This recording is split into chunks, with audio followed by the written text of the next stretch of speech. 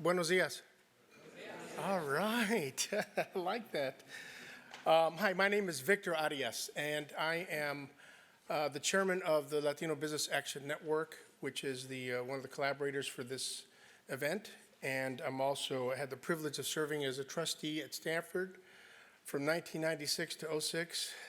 Que viejito. I grew up in El Paso, Texas. Anybody from El Paso? All right. Dude. Anyway, I flew in last night from Dallas, and the plane was late. It was tough. I didn't get to my room till about 1 o'clock, so I'm a little bit sleep deprived. But when I woke up this morning, kind of out of kilter, I thought about the things that my first wife told me. Actually, she's still my wife. What she told me before I left my house. And she said, make sure that you don't try to be witty or don't try to be intelligent or charming. She goes, just be yourself. I finally understood what she meant this morning. Anyway, she also reminded me that 1 out of 1,000 men are leaders of men, and the other 999 follow women. So, and I think that's one of the themes for today. In all seriousness, welcome to this great event, State of Latino Entrepreneurship. It's our third. It's just a great gathering. I mean, we had 600 plus RSVPs. I mean, you can see that this room is full. There's some that are still coming in. They're on Latino time, but I'm glad they're coming in. We're also live streaming this, so welcome to our folks that are visiting us on live stream. So let's give a round of applause to yourselves for that and everybody that's watching us on live stream.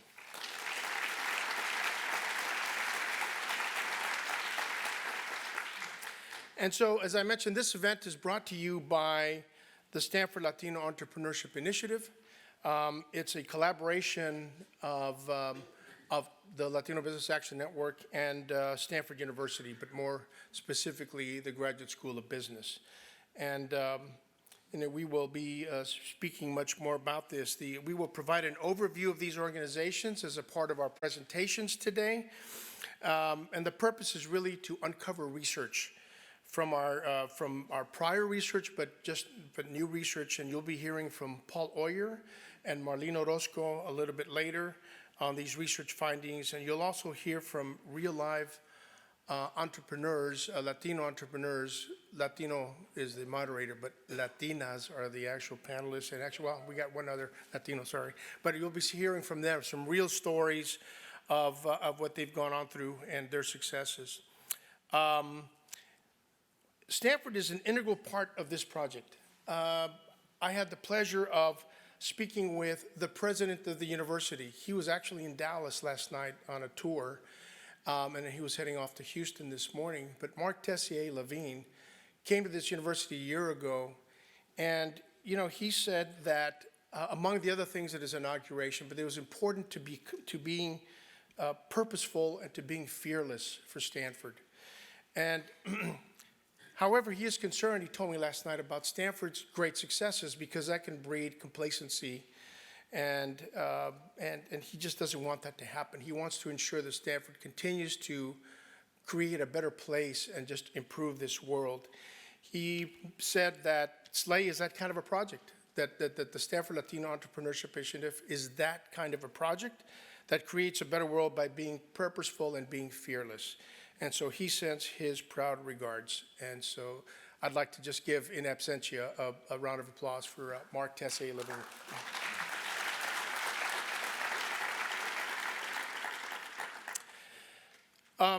And at the end of the program, we encourage you to stick around. There'll be copies of the actual research, and on the back of the executive summary, you'll find a QR code that will direct you to that latest report as well of the stuff you picked up today. And you will also hear from the dean of the business school, John Levin, and I'll introduce him a little bit later. He'll close. But in the meantime, we are really privileged to have with us a current trustee of the Stanford University Board of Trustees. And his name is Fred Alvarez. And Fred grew up in El Paso, Texas. Las Cruces, New Mexico. So we argued backstage that El Paso is a suburb of Las Cruces, New Mexico. But he is really one of the most prominent, preeminent employment lawyers in the United States. His practice combines a unique blend of public service, and he's always been sort of geared by that in his legal profession. He has been part of individual and class action lawsuits, claims brought by private and governmental parties and by former senior executives.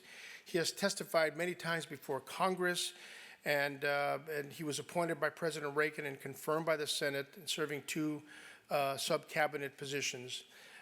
He began his career as a trial attorney with the National Labor Relations Board. He was the former chair of the ABA Commission on Racial and Ethnic Diversity in the profession, and has served on the ABA Commission on Women in the Profession. He's a former president of the Bar Association of San Francisco. He is finishing off 5 years on the Stanford Board of Trustees, and he also chairs the Board of Governors of Public Advocates. And he is a true person, a member of our community, and I call him real gente, and you all would know what that means. And so with that, I'd like to introduce Mr. Fred Alvarez.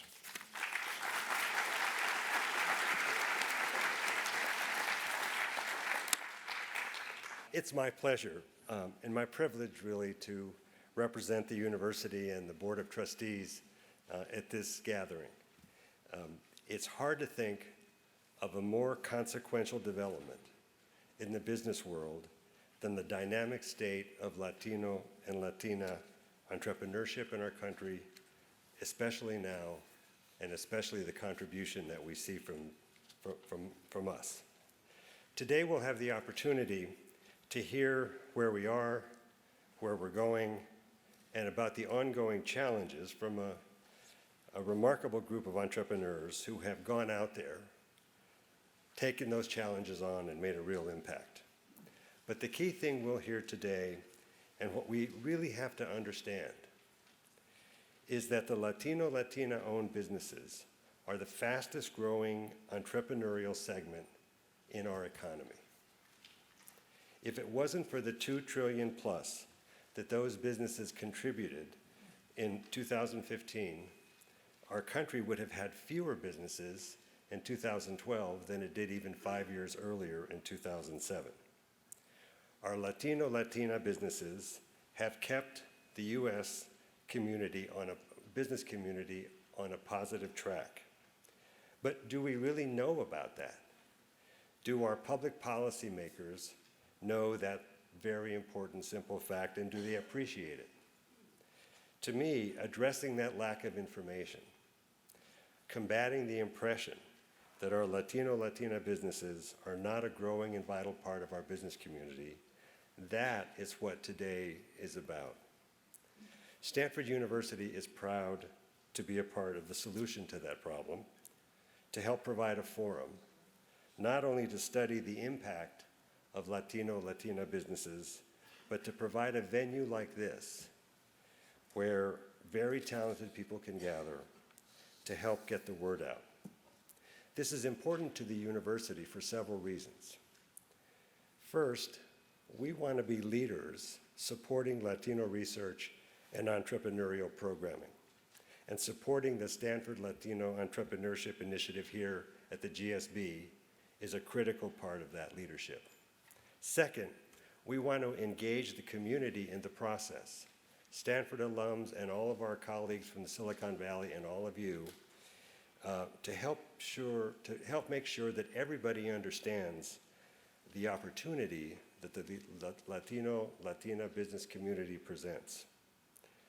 And third, we are just beginning to understand that the future of Stanford and of the universities and of American businesses are all tied to the future of the Latino business community.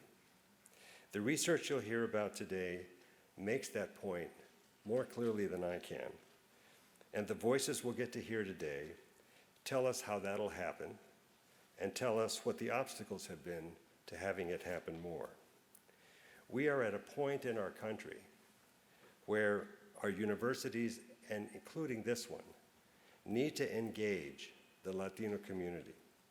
and need to understand that the Latino-Latina business community can drive success for everyone. And that process starts right here, and it starts wherever and whenever the data and the information that comes today gets shared. So let's make a commitment. And let's commit to spread the data and the words we hear today. Let's don't leave them in a report. Let's don't put them on a shelf. Let's don't leave them attached to an email that we lose in our email pile. But let's get the word out. What we hear today is important for everyone to know about. People outside this room should know that the Latino-Latina business community can be and is right now a dynamic one and is serving as an engine to drive our entire economy forward. Thanks for inviting me. Thanks for asking me to spend a few minutes here and let me be here to witness all that goes on today. But more importantly, I want to thank you for being here and for all you've done to get us here. Thank you.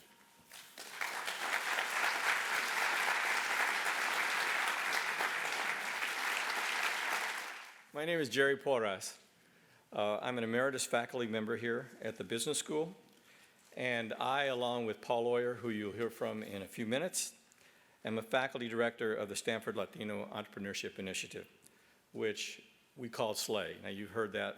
I just wanted to confirm that that's what SLAY is, the Stanford Latino Entrepreneurship Initiative. I'd like to give you some background on why SLAY exists, what it's trying to do, and how it's going about trying to do it. Because SLAY's activities spread beyond the research effort that you'll be hearing today. Very simply put, SLAY exists because of the importance of Latinos and Latino entrepreneurship to the U.S. economy. That's the summary statement. But how do we gauge that importance? We gauge it based on the number of Latinos, first of all, as individuals in the country and consumers and workers. And we also gauge it in terms of the numbers of Latino-owned businesses that exist. And I'd like to say a little bit about both of those things. Currently, there are over 52 million Latinos in the United States, making up about 17% of the population. By 2050, this number is expected to grow to about 133 million, or 30% of the population. So imagine a future in which 1/3 of your population, 1/3 of your workforce, 1/3 of your consumer base is all Latino. In parallel, the number of Latino-owned businesses is also growing in dramatic fashion. On average, in the last decade and a half, the total number of Latino-owned businesses has grown at a rate of about 1 million every 5 years. On average, 1 million every 5 years. In fact, as Fred said, and I want to reiterate it, were it not for the dramatic growth of Latino-owned businesses, the total number of businesses in the United States would have declined in the decade between 2007 and 2012. So it was Latino businesses being founded during that period that kept the overall number of businesses in the United States growing. Now, Paul Oyer is going to show you some more data on these growth numbers and comparisons with other populations.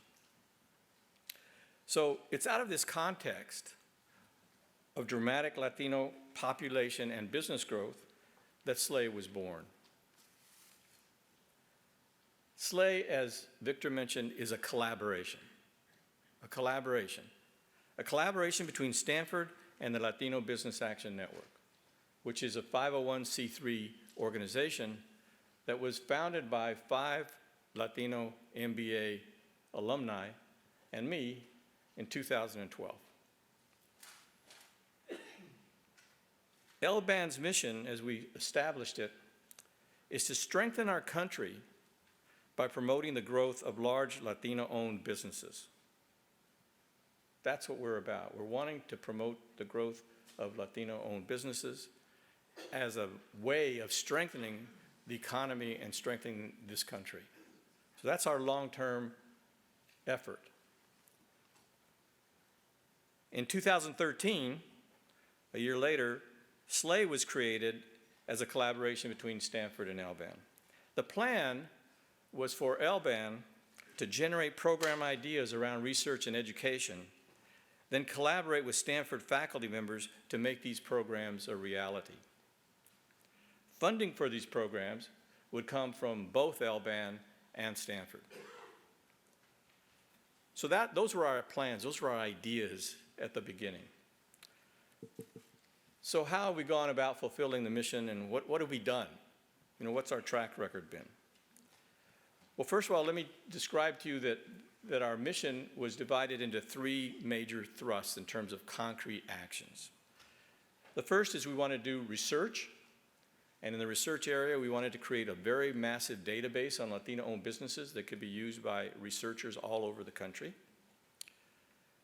And we wanted to conduct research, drawing national surveys, and create more in-depth knowledge about Latino-owned businesses, and very specifically about the key barriers to the growth of these businesses. The second thrust was in education. And here we were planning to create programs focused on helping Latino entrepreneurs build very large businesses. And what we're talking about when we say very large businesses is we're talking about $500 million, billion-dollar businesses, greater than $1 billion businesses. The number of businesses, Latino businesses that are that size today is quite small. We wanted to increase that number dramatically. That's what we wanted to do. And finally, the third major thrust was ecosystem development, because we recognized very early on that Latino-owned businesses operate in an ecosystem that is not very supportive of their efforts. They tend not to be a part of that ecosystem or have access to it easily. So we wanted to try to change that by building an ecosystem around the country, not just here in Silicon Valley, but really around the country. Those were our plans. That's what we wanted to do. So what have we done? In the research area, we've actually built a database currently containing information on more than 1.3 million Latino-owned businesses. We've conducted national surveys, 3 of them, in fact, from 2015 and 16 and 17, annual surveys, and presented the results of these surveys in conferences like this. This is our 3rd annual conference. Finally, we've assembled a group of academic researchers to take the data we've generated and, along with their own data, conduct additional research. This group was drawn from researchers all over the country. Let me say that there aren't many, as you might imagine. But this effort has produced a book of readings to be published in the latter part of this year. And it's our intention to continue developing this academic group so as to spawn more interest among researchers nationwide on the topic of Latino entrepreneurism. We believe that if we can promote more of an academic interest in this field, that awareness of it and knowledge about it can be generated by many, many more entities and universities than what we're doing here. What have we done in the area of education? On the education front, we created a 6-week hybrid, and the hybrid is it's both face-to-face and online program focused on scaling companies. It's offered twice a year in the fall and the summer. To date, we've run the program 5 times and received an average of over 200 applicants for each of the 5 cohorts. So there's broad-ranging interest out there. 80 Latino entrepreneurs from all over the country are selected to participate in each cohort, representing a wide range of industries and geographies. We restrict participation in this program to, first of all, companies that have existed at least 3 years and have annual revenues of at least $1 million. So we're wanting to focus on those companies that we think have the greatest chance of really becoming big. Or if a company is at the startup phase, they've raised at least $500,000 from professional investors and look like they have much, much promise to be big in their future. The program is based on an online course developed by Stanford professors Huggy Rao and Bob Sutton. The ideas for this program came from their book titled Scaling for Excellence. So we take their basic program, and we augment it with a variety of activities. First, we have 3 days at Stanford, 2 days at the very beginning and 1 day at the end, when all of the participants come here. We've created videos of Latino entrepreneurs who have successfully scaled their companies and provide excellent role models and fed those into the program. We have a mentor for every student, and this mentor meets with that student at least 1 hour a week to discuss whatever it is that's important to the growth of the company. We've created webinars that focus on various types of capital, because not all businesses can use or require or are able to use any type of capital. So we want to have the entrepreneurs be intelligent about what type of capital should they have access to and how to go about getting it. And we've created a network, and this was something we hadn't thought about at the beginning, but it's become more and more obvious as time goes by, a very powerful network of current and past participants. So people who have been in the program are part of the learning that goes on inside of the program. And in fact, I think we have a fairly large number of our alumni in the audience. If you'd raise your hands to kind of give us a feel, I want to say welcome to you all. These are folks who have participated in the program and can give you firsthand descriptions of their experiences with it if any of you are interested. More will be said about the characteristics of our participant organizations so you can get a better feel for what they're like by Mark Madrid, who will follow me. The program will be modified in the future based on findings from the research that inform us more fully on the barriers to growth facing Latinos and Latino-owned businesses. So the final then thrust that we were interested in developing was ecosystem development. So we wanted to provide support for the growth of Latino-owned businesses. And to do that, we're building a network of mentors drawn from participants in our program, and we have now about 100 across the country, from capital providers, from Latino business-oriented organizations across the country, such as the Hispanic Chamber of Commerce and local development organizations. And then finally, once again, the alumni of our SLAY program. The alumni are providing an important input into this ecosystem because they can provide information to each other. They can provide help and support for each other. And a mantra that we like to develop, and I think Mark is going to repeat it in the program, is, those of you who are alumni of the program, what's the mantra? Do business with each other. Do business with each other and get business for each other. So that's part of the development of the ecosystem, is having people who are Latinos running businesses, doing more business with each other. So in closing, this is the what, why, and how of SLAY. We believe that the future of our economy will be heavily dependent on the contributions made to it by both Latino consumers and Latino entrepreneurs. And we want SLAY to make a big difference in building that successful future. So I thank you for being here, and I'd like to introduce Mark Madrid, Executive Director of SLAY, who will say a few words about the program and introduce our panel. Thank you.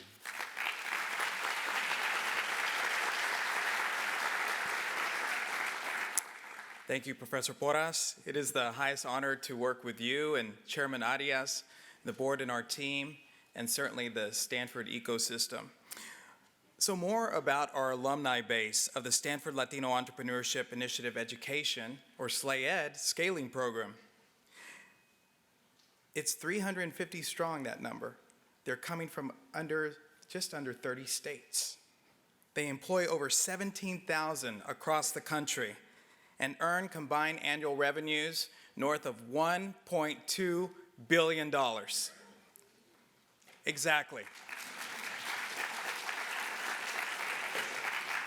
So if you do the math, the average annual revenues for our graduates are $3.43 million, with just under 20% earning over $10 million.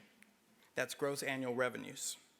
Although we have consistent representation from Latino business strongholds, California, Texas, and Florida, we are delighted that in our last fall cohort that we graduated our first entrepreneurs from Salt Lake City and Omaha.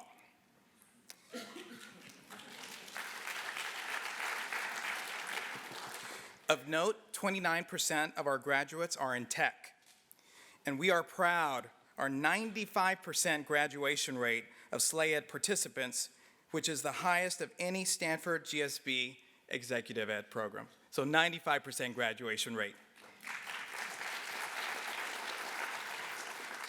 As well, our alumni networks across the country have mobilized on their own accord, creating business networking regional hubs, which embody our mantra, do business with each other and get business for each other. I saw all the alumni.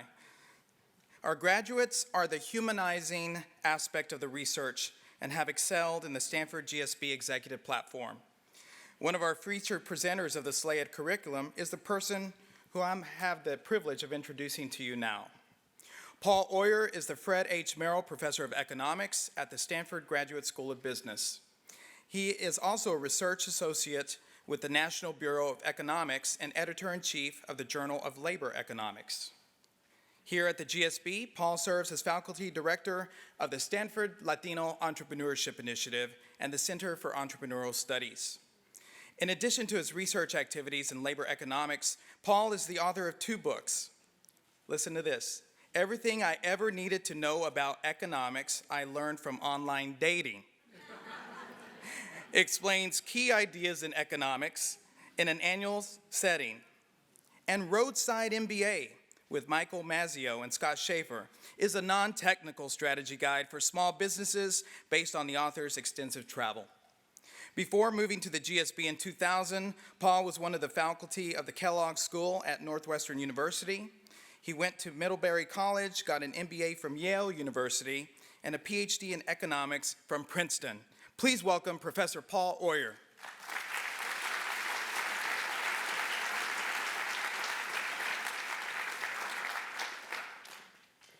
Okay, thank you. Thanks very much, Mark. Yeah, Valentine's Day is coming up, so my online dating book makes a great present. If any of you are looking for a little last-minute thing for your significant other who's very interested in economics. So, thanks for that introduction. I'm Paul Oyer. I'm the faculty director, along with Jerry, of course, of SLAE. Jerry is the father of SLAE. I like to think of myself as kind of like the mildly helpful brother-in-law of SLAE. And so I got involved in this in the last year or so because I'm one of the faculty directors of the GSB Center for Entrepreneurial Studies, and I have the pleasure now of working with Marlene and with now more recently with Ilyana, who's joined our research team. They're extremely devoted to the research goals of SLAE. And I'll just also note in passing that one of the most rewarding parts of this has been getting to meet the SLAE-Ed people as they come through that program. So I'm happy to see so many of them here today. Marlene is much closer to the details on, she's going to give you more of that than I can, but I will give you a little bit of a high-level overview of what we're up to in this year's report.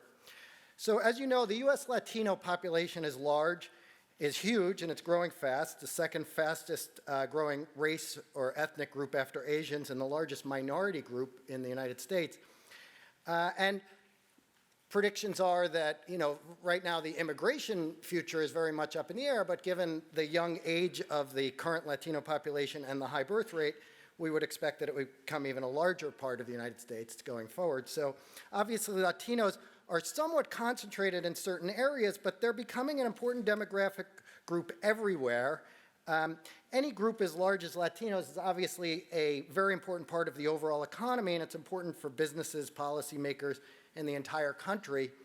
And it's worth noting, if the American Latinos were their own separate country, they would be the 7th largest economy in the world with a GDP roughly equal to the 1.3 billion people of India. So it is obviously an important economic force here in the United States. Now, having said that, the Latino population here in the United States is generally in a somewhat precarious position. At the entrepreneurship level, they own businesses at a lower rate, as I'll give you some evidence of in a second. The economic challenges to the Latino community go well beyond entrepreneurship, given that the average Latino household has 1/5 the wealth of a typical American household, and Latinos earn about 65 cents on the dollar relative to the broader population. So I'm going to focus on entrepreneurship, but we need to think of this in the broader set of challenges for this community. So back to the entrepreneurship focus, I've taken this graph out of our report that Marlene will go into more detail on. And this one graph shows both the sort of challenges and the hopeful story going forward. So if you look at the red line versus the orange line, the top line versus the next line down, and just generally the levels of these lines, those tell you where the story we have to tell is somewhat problematic. The overall rates of business ownership, while Fred and others have mentioned that that's really been an important part of keeping American businesses growing, overall Latinos own businesses at 2/3 the rate of the population as a whole. And I think more problematically, and this is what SLAY is specifically aimed at addressing, the green line at the bottom shows you that Latinos own scaled firms, or that is firms with employees, at 1/3 the rate of the population as a whole. So the level of entrepreneurship is lower. Now, the hopeful side comes from the problematic side comes from the differences between these lines. The hopeful side comes from the sort of hopeful uptick in some of them. That is the growth side of things. So gap number one that I mentioned before, that is the difference between overall ownership and the Latino population rate, that's closing. You can see the rate of Latino entrepreneurship is kicking up relative to other groups, and that's a good thing. That's a good thing for closing the gap. Gap number two is a little harder to assess given the smaller numbers, but Marlene is going to show you some figures regarding businesses started by millennials that suggest progress is possible in terms of bigger Latino companies as well. And then, as we discuss in the report, and these are estimates based on research done by estimates done by our new researcher, Ilyana Perez, there are as many as 5 million Latino-owned businesses in the United States. So in terms of sheer numbers, there's plenty of activity, but most of these are very small and don't have any employees beyond the person who runs the business, and that's what SLAY is really trying to get at. As I said before, Latino businesses are underrepresented in every state and every metropolitan area. We know that thanks to an analysis done by Arnobio Morelix, and I'm sorry if I pronounced that wrong. Arnobio, you're out here somewhere if I'm not mistaken, right? I can't see him. Oh, he's up in the hiding up in the balcony. It's like my students who hide in the sky deck. So Arnobio is working on helping us analyze this gap in more detail at a more refined geographic level. And just some very preliminary findings that he's given us, and we'll have more of a report on this in coming weeks to distribute more widely. Arnobio is using census data, which are based on huge samples, so we can look at these very refined state and geographic area. He can do very refined analyses. What Arnobio's found is that Florida is the state with the smallest gap between Latino rates of business ownership and the overall business ownership rate. That's not because Florida has a high Latino population share, though it does, because Arnobio's estimates are adjusting for the size of the overall population and the fraction of residents that are Latino. So he's basically comparing what fraction of Latinos own businesses in a given geographic area to the fraction of all residents of that area that own businesses. And within Florida, a few big cities stand out as real hubs of Latino entrepreneurship. Remember that even in these cities, Latinos are underrepresented as business owners, but they're much less underrepresented than they are in other places. California, on the other hand, and Los Angeles in particular, have extremely low representation of Latino-owned businesses. And, at this point, we're just starting to understand these numbers, so we don't have a lot to say about why these patterns are what they are. As somebody who's looked at this a little bit, you might suspect historical Cuban concentration has something to do with it, but I don't want to get ahead of ourselves. We'll do more analysis to figure out exactly what's driving this. Anyway, I'm just introducing a few numbers now. Arnobio and the SLAY research team will be more focused on localized reports going forward, and we'll have a fuller report that we'll be releasing in the coming months. So So how do we help the Latino community to continue to close the gap and become a more significant share of the ownership of businesses? Well, I'm a broader labor economist by day. I don't always focus on entrepreneurship. So there's one huge set of challenges we can undertake to address the entrepreneurship gap that's beyond the scope of what we're talking about here today, and that is at a nationwide societal level, we could try to address the very fundamental differences in opportunity that exists for kids and adults for that matter, based on where they're born and circumstances in which they grow up. So we have here at Stanford, we have a lot of people studying the inequality issues, inequality of outcomes, inequality of opportunities all over the university. And that applies well beyond entrepreneurship. But I'm not going to try to answer that today. I'll just point out that helping Latino high school kids have the tools they need to compete in the economy of the future would do a lot to close the gaps that I'm talking about. It's not going to happen tomorrow, but that certainly should be in the bigger picture. So what can we do in the shorter term, and more specifically focusing on entrepreneurship? Well, the most important, Jerry sort of got at this, so I won't go into it in any great detail. That's what SLAE and LBAN are all about, is trying to build a network. We at the GSB, do our little part with all the diverse students we touch through many programs, but of course, we're one small institution. We're one small part of fixing the disparities we've been talking about. Programs like SLAE Ed are great, of course, and all sorts of other little things can be done.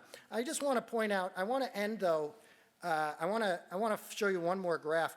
Why do we need to educate Latino entrepreneurs? Why do they need more preparation? This is another, from the report we're unveiling today, another graph from that shows that among Latino-owned businesses we reached with our survey, there are some real holes in just having the basic material needed to interact with the financial community and with business partners. So even the vast majority of the scaled firms in our survey didn't have a business plan or a financial plan available to use for external funding. And so as a result of this, these firms get left to use their own friends and families' funds. But as I mentioned at the outset, the typical Latino household has a smaller set of funds to draw on. So financing is holding these entrepreneurs and potential entrepreneurs back, but what's holding them back from getting that financing is, among other things, not having the tools to go about getting the fundraising. And so there's some bottlenecks in the education process and the fundraising process that I think we can think about trying to address going forward. So let me just summarize by saying that Latino businesses face gaps in terms of being underrepresented overall, being small, being relatively unsophisticated and underfinanced. They also face the additional challenges that as income inequality has increased dramatically in recent decades, many Latinos have been left behind, and Latino entrepreneurs, like all entrepreneurs, face the fact that business creation levels have slowed. But, there's a positive story to tell because some trends are in the right direction. The startup rates for Latinos is higher than for other groups, so they're catching up. And the younger generation of Latino entrepreneurs is making progress in starting businesses that we think have the potential to scale, or that have shown some evidence of the ability to scale. Institutions such as the GSB are going to be crucial for helping to close the gaps because providing Latino entrepreneurs with business training and entrepreneurial skills will help. But of course, we're a very small part of this, and other efforts through SLAE and others are going to be a bigger part of closing some of the gaps I've been talking about. So with that, I've introduced the basic idea. Let me pass it along to Marlena Roscoe, the lead researcher on this year's SOL report, who will give you more details on what we found.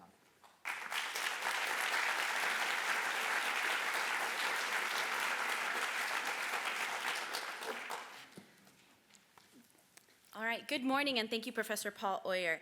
It's a real pleasure to be here with you all today to share our key findings from our 2017 survey of U.S. Latino business owners. So before we began collecting data in the summer of 2017, we knew a few big picture trends about Latino-owned businesses, some of which Paul has already covered. We knew that the rate in which new Latino firms are being created is outpacing the population growth. We also know that Latinos are starting businesses at a higher rate relative to other demographic groups.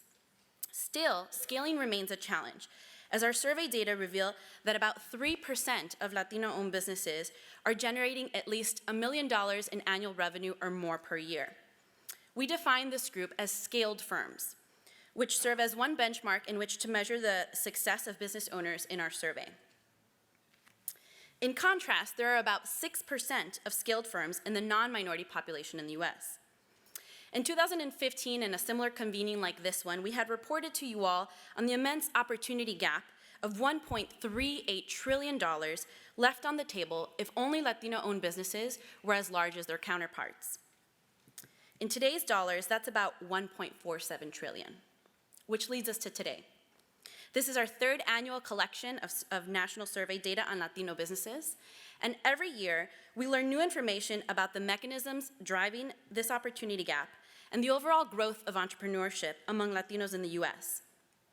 In our survey of over 5,000 independent Latino business owners in 2017, we dig deep on the funding gaps facing Latino-owned businesses and their strategies for success. We augment these data by interviewing alumni of the SLAY education program, a few of whom you'll hear from later today. And so in what follows, I'll be presenting key findings based on the analyses of the 2017 national survey. So let's start by reviewing a few key findings. We collect a lot of data on the funding types Latino entrepreneurs use to grow their business. We focus on external sources of funding as these are key to helping a business scale. These include bank loans at both the national and local level, government funding, venture capital, investment funding, and a few others. What we're finding is that national banks are providing less loan funding to Latino-owned businesses relative to other funding types and other demographic groups. Secondly, because we have such a large sample of Latino businesses, we can slice the data in a number of ways. This includes looking at female-owned firms compared to men, immigrants versus native-born, millennials versus non-millennials, and large versus small firms, which we call scaled and unskilled. Among Latina-owned firms, we find that they're growing at a rapid rate. However, Latina entrepreneurs are facing a funding ceiling, which I'll talk more about in just a bit. So next, we're able to slice the data and look at immigrants. In particular, millennial immigrants, which constitute a DACA comparable group. While we do not ask about immigration status in our survey, we can proxy this group given the nature of our data. So our analysis reveals that millennial immigrants who came to the US as children are overrepresented among owners of owners of businesses earning 1 million or more annually. And lastly, we consider strategies for success. We find that relative to other demographic groups, Latino entrepreneurs have the highest rate of business customers and clients outside the US. So given this propensity to be global-minded, stakeholders can develop best practices around international expansion. So let's now consider the key finding about national banks a bit more. First, it should be noted that the SLAY survey considers only entrepreneurs of Latino origin. So whenever we invoke other demographic groups in this presentation, we're leveraging other data sources, particularly the US Census survey of business owners and the annual survey of entrepreneurs, which is a Kauffman and Census collaboration, but both data sets allow for a comparative lens. And this latter data source, the annual survey of entrepreneurs, focuses only on employer firms, or those that have paid employees, which make up 9% of the Latino business ecosystem. Still, this group of employer firms can serve as yet another measure of success. Employer firms are more likely to be scaled firms, but not all employer firms are scaled firms, so it's important to keep that in mind.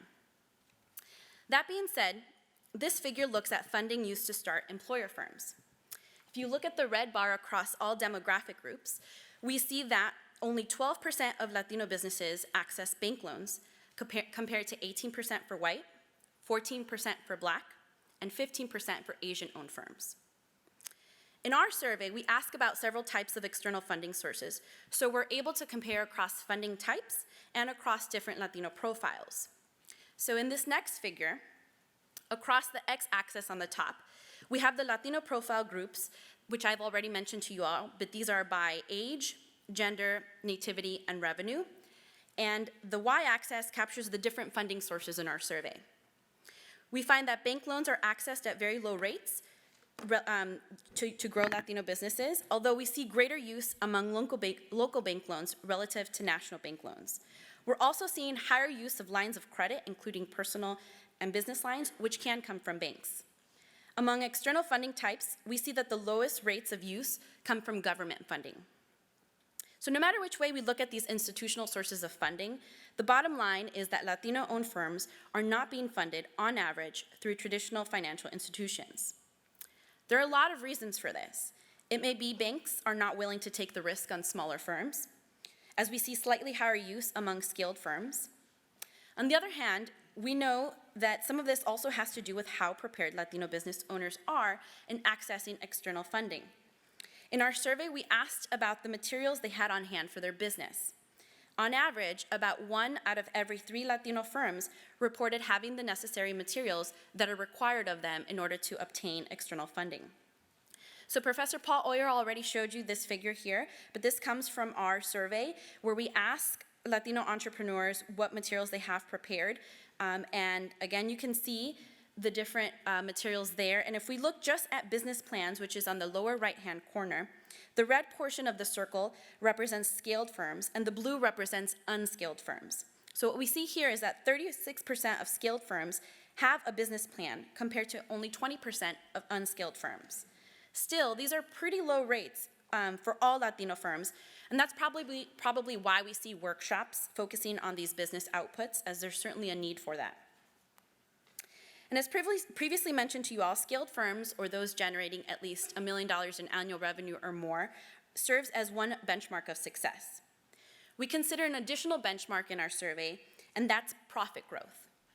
62% of Latino firms surveyed reported profit growth in the last 12 months. And we do know that among those firms that experienced profit growth, they were more likely to have a national bank loan. This speaks to the remaining importance of institutional funding, as we see other funding types, like hard money, here accessed on the top. This is being accessed at relatively higher rates. Hard money is secured from private sources and is less regulated than formal business loans. Because hard money is easier to access, it may be more attractive for the business owner, despite higher interest rates. So now we're going to shift gears a little bit, as our survey sample allows us to consider different profiles of Latino entrepreneurs and the experiences they face in growing their business. One such profile that we consider is that of the Latina entrepreneurs, which is our next key finding. Latinas play an important role in creating new businesses, representing nearly half of the growth of all U.S. Latino-owned firms. This figure here shows you the growth of Latinas relative to other female demographic groups, and Latinas are highlighted in red on both the top and bottom figure. Between 2007 and 2012, the number of Latina-owned firms grew 87%. Between 2007 and 2015, Latina employer firms grew in number by 44%. While the growth rate and number of Latina-owned firms remains healthy, they tend to be smaller than male-owned firms. Among the 3% of scaled firms, 30% are owned by women. We know Latinas are less represented in the construction industry, which makes up 4 in 10 of the scaled firms, and are overrepresented in the other services industry classification as compared to male-owned firms. We hypothesize a couple of reasons why we have seen a surge in Latina entrepreneurship. First, we know Latinas are achieving higher education at a greater proportion compared to their male counterparts. We also know that there's a wage gap among Latinas. The average woman working full-time earns 80 cents on the dollar paid to men. Latinas earn 54 cents on that dollar. What we're seeing in some of the interviews with Slay Ed Latinas is that they're often working hard, generating lots of money for others, and not getting promoted, which compels them to start their business. Our survey findings show that despite the high levels of business creation, Latinas feel they are not qualified to access funding from financial institutions at higher percentages when compared to men. When we look at just those entrepreneurs that would like national bank loans, we uncover barriers to accessing this type of funding, including not knowing how to get it, which is that orange bar, not having a relationship or contact, which is the darker blue bar, and not feeling qualified, which is the red bar. We see the largest gap among small firms compared to scaled firms. 60% of unskilled firms feel they are not qualified. We see another gap among men and women. 40% of women feel they're not qualified, compared to 21% of men. We find that this gap holds among women even when compared to men with similarly sized firms. So it's not just because Latina firms are smaller that they feel less qualified. Thus, there may be a funding ceiling, either externally or self-imposed, preventing more Latinas from reaching their full business potential. Next, we consider the profile of immigrants compared to native-born Latinos. As previously mentioned, we look at millennial immigrants who came to the US before their 16th birthday to parallel a DACA comparable group. As the future of DACA has been in the news a lot lately, we find that among Latino entrepreneurs, a DACA comparable group is overrepresented among owners of immigrant businesses earning $1 million or more annually. That is, this group is likely to have scaled firms. More specifically, we find that 86% of immigrant scaled firms are owned by millennials who came to the country before their 16th birthday, and 29% of all scaled firms are owned by immigrant millennials who came before their 16th birthday. We hypothesize a few reasons why this might be. First, research has found that immigrants arrive with a sense of immigrant optimism that propels earlier generations to perform well in school and have high ambitions. We may also be seeing a process of psychological acculturation where immigrants develop an emotional attachment to their host culture. Lastly, because these immigrants arrived as children, they developed during their formative years in the American school system, learning English, and many are also taking advantage of expanded opportunities in higher education. So taken together, these are likely to play a role in the success of young immigrant entrepreneurs. As a final structural note, which may facilitate entrepreneurship, federal and state laws do not require proof of immigration status for an individual to start a business. So moving on now to our final key message, we find that Latino entrepreneurs have the highest rate of business clients and customers outside the US. This is true among employer firms, where 4.5% of Latino firms have clients outside the US, compared to 4% for Asian, 2% for white, and 1.9% for Black-owned firms. In our survey, among all Latino firms, we find that 9% have international clients, and 28% have clients throughout the United States. Last year, we reported that Latino businesses are located all over the United States, with more than 3/4 in non-Latino neighborhoods, serving mostly non-Latino customers. This next figure shows our 2017 survey sample of over 5,000 Latino businesses plotted on a US map. While this here is merely a subset of Latino businesses, this shows us that Latino businesses are located in new entrepreneurial gateways across the country, not commonly associated with entrepreneurship. We want to emphasize that while Latino firms of all sizes definitely cluster in Latino-dense states like California, Texas, Florida, and New York, we are increasingly seeing Latino firms, and large ones at that, established in the South and Midwest. And you'll certainly be hearing from a few entrepreneurs from some of these regions in the next part of our programming. So to conclude, you can view a summary of the key findings here. It is important to note the larger context in which these findings are situated, which Professor Paul Oyer has already provided for you all. Latino entrepreneurship is growing while catching up. Latino-owned firms make 12% of all US firms, but Latinos represent 17.6% of the total US population. An important factor in this catch-up game is the relatively lower level of wealth in the Latino community and the funding barriers that Latino entrepreneurs face. As another important factor to consider is that in the US, nearly half of US-born Latinos are younger than 18. And as shown in our findings today, we find great promise among Latino millennials in scaling their business. As the younger Latino population comes of age, we have great hope for the continued growth of Latino entrepreneurship and the continued impact that this segment of the population will have on the US economy.